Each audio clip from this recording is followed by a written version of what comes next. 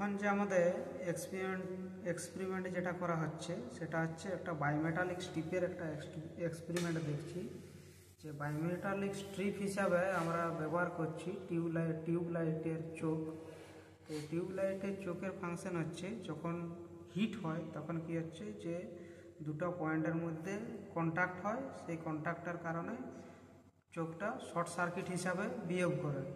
তো এখন আমাদের এখানে যে সোল্ডারিং আয়রন যেখানে দেওয়া আছে, এই সোল্ডারিং আয়রনের উপরে চোখের যেটা কন্ট্যাক্ট দেওয়া আছে বা বায়োমেটালিক স্ট্রিপটা দেওয়া আছে, সেই কারণে কি হচ্ছে যে বায়োমেটালিক স্ট্রিপ যখনই হিট হচ্ছে সেই কারণেই যেটা ওপেন সার্কিট ছিল বায়োমেটালিক স্ট্রিপে, সেই ওপেন সার্কিট ছিল সেটা ক্লোজ সার্কিটে পরিণত হচ্ছে। সেই ক্লোজ সার্কিটের কারণে আমার এখানে বাল্বটা গ্লো হচ্ছে। এইবারে এই বায়োমেটালিক স্ট্রিপটাকে যদি ঠান্ডা করা হয় তাহলে কি হবে যে এখন যেটা শর্ট সার্কিট অবস্থায় আছে সেটা ওপেন সার্কিটে কনভার্ট হবে।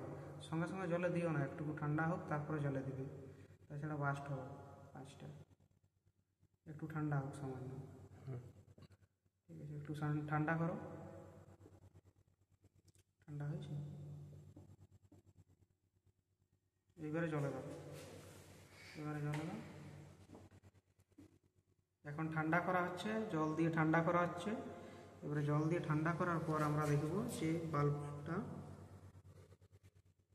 গ্লোটা বন্ধ হয়ে গেছে।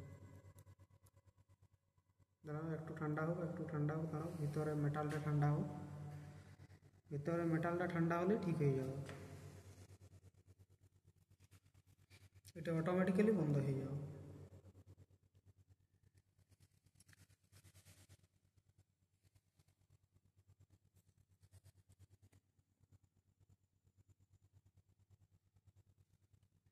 এর অপোজিট প্রিন্সিপালটা কাজ করে। এমসিবি, তারপরে আরসিবি, এমসিসিবি, বুঝতে পেরেছ? এমসিবিতে কী হয় যে দুটো বায়োমেটালিক স্টিক অটোমেটিক্যালি টাচ হয়ে অবস্থায় থাকে। যখনই হিট হয় বা যখনই এক্সেস কারেন্ট ফ্লো হয় ওর মধ্য দিয়ে, তখন কী হয় যে সেটা ওদের মধ্যে যেটা কানেকশন থাকে সেটা ডিসকানেক্ট হয়ে যায়। আর ঠান্ডা করো, জলে ঠান্ডা করো। ঠান্ডা হয়েছে,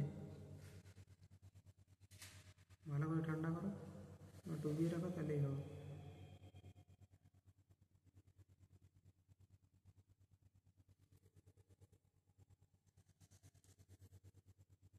ঠান্ডা হয়েছে?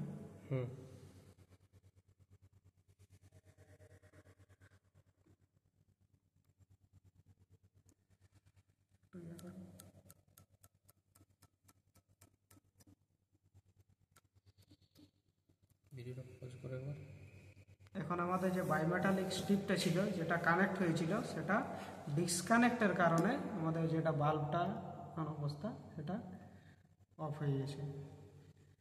ঠিক আছে।